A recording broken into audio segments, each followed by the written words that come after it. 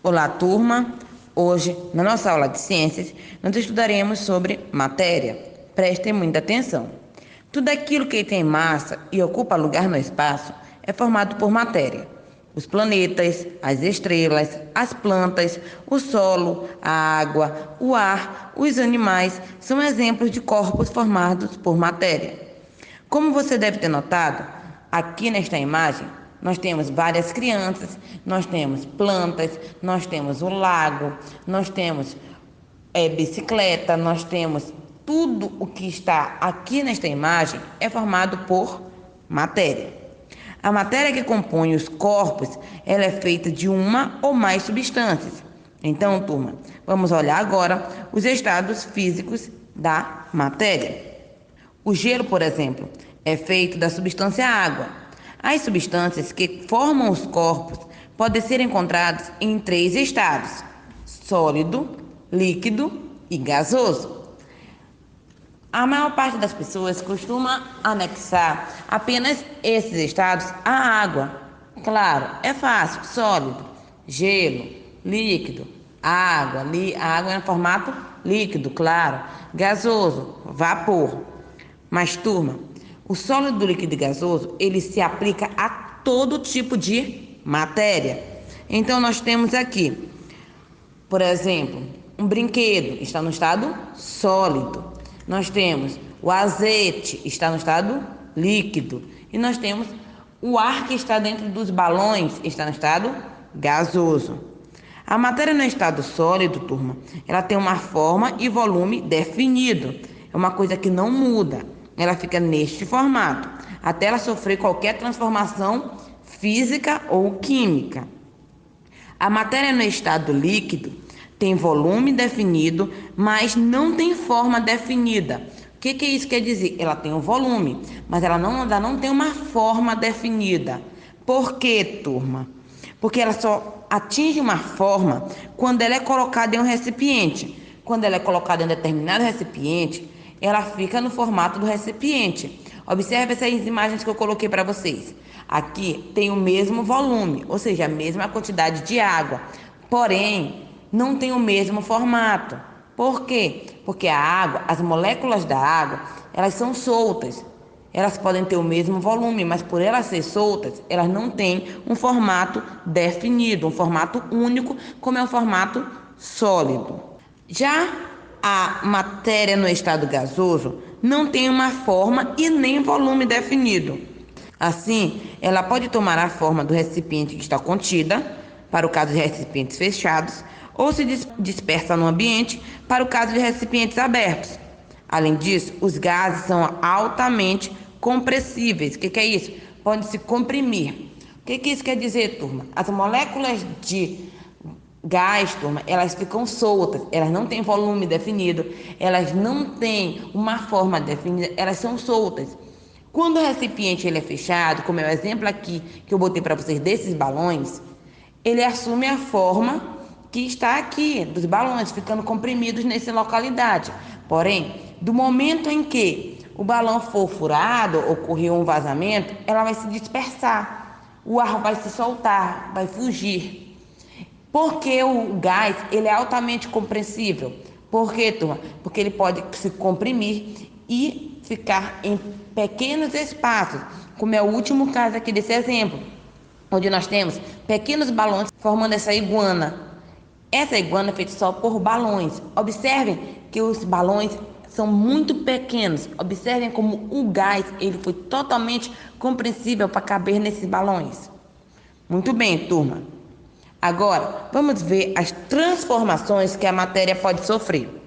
A matéria, ela pode passar por 2 tipos de transformações. O ser humano, de acordo com a necessidade, foi percebendo que com o uso de energia, certos objetos podiam sofrer modificações e formar outros tipos de material. As transformações da matéria podem ser físicas e químicas.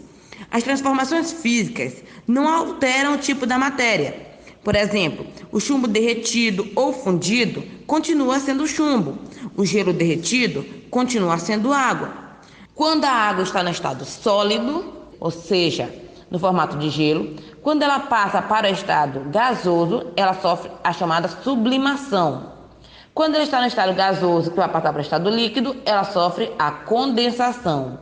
Quando ela está no estado líquido, que ela vai passar para o estado sólido, ela sofre a solidificação. Quando ela está no estado sólido, que ela vai para o estado líquido, ela sofre a fusão. Quando ela está no estado líquido, que ela vai para o estado gasoso, ela sofre a evaporação. E quando ela está no estado gasoso, que ela vai para o estado sólido, ela sofre a sublimação. Essa daqui, turma, é as transformações físicas da matéria da água. Mas nós também, turma, temos as transformações químicas. O que são as transformações químicas? São quando novas substâncias são criadas. Ao deixar, por exemplo, uma barra de ferro exposta ao ar e à chuva, nós, depois de um tempo, temos uma barra enferrujada. Nesse processo, o ferro, em contato com o oxigênio e a água, tornou-se ferrugem, ou também conhecido como óxido férrico. Nós temos outros exemplos.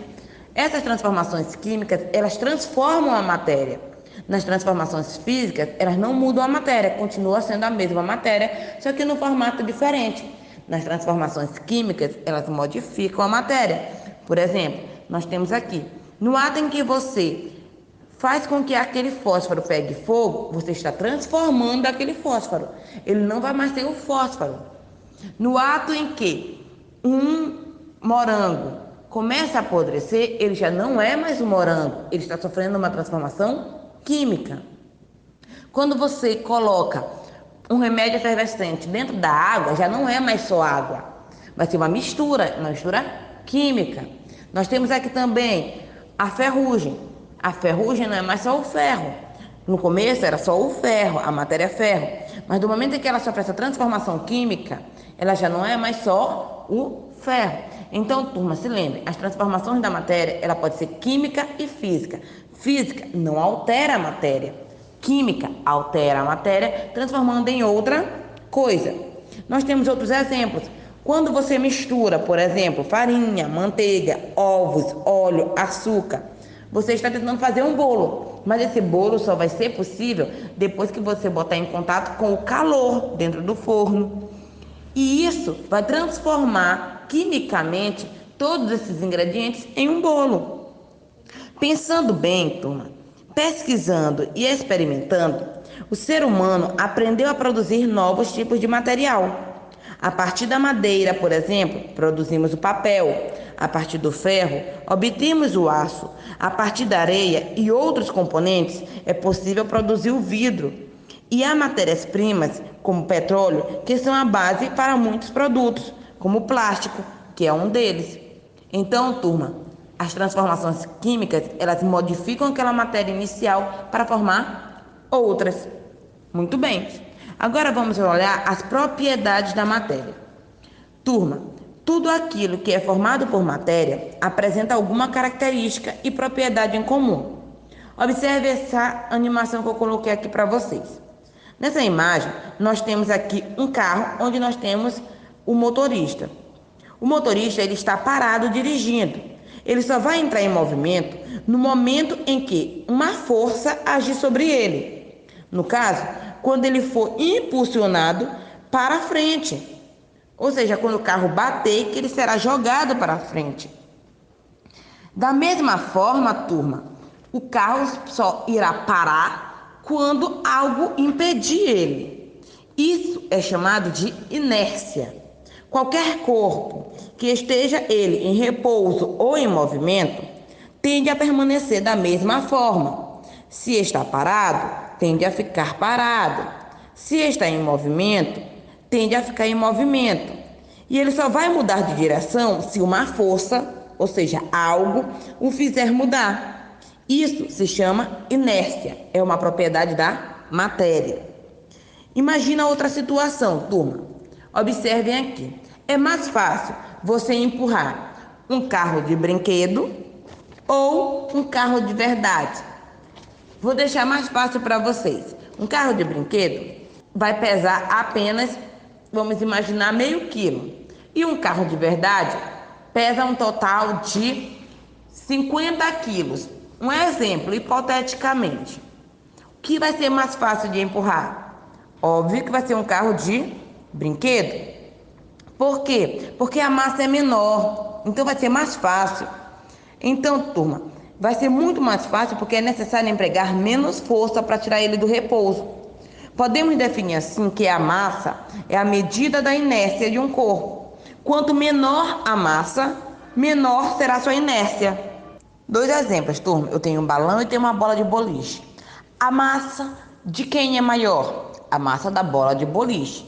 Então, de quem será a maior inércia? Ou seja, com maior repouso, que vai ser mais difícil de tirar do repouso? A bola de boliche. E quem vai ser mais fácil de tirar do repouso porque tem menor massa? O balão. Então, quanto menor a massa, menor a inércia. Quanto maior a massa, maior a inércia. Como vocês já viram, toda matéria ocupa um lugar no espaço. Essa característica recebe o nome de extensão. Seu corpo, por exemplo, tem a extensão do espaço que você ocupa. O volume mede a extensão de um corpo. Você já sabe que tudo que é formado por matéria tem a propriedade de atrair e ser atraído por outro corpo formado por matéria. Quanto maior a massa de um corpo, maior será sua força gravitacional. Já estudamos isso há algumas aulas passadas. A Terra tem uma força gravitacional muito grande, capaz de atrair e manter outros corpos em sua superfície. Por isso, quando soltamos uma bola no ar, ela cai no chão, em vez de sair flutuando. A força com que cada corpo é puxado para baixo é chamado peso. Sem a gravidade, os corpos não teriam peso. Quanto maior a massa de um objeto, maior o seu peso.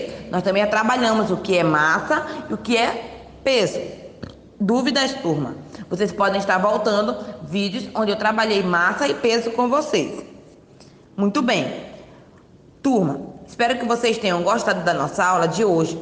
Assistam o vídeo anexado aqui para vocês olharem de forma animada os estados físicos da matéria e nos encontramos na nossa próxima aula de ciências. Tchau, tchau!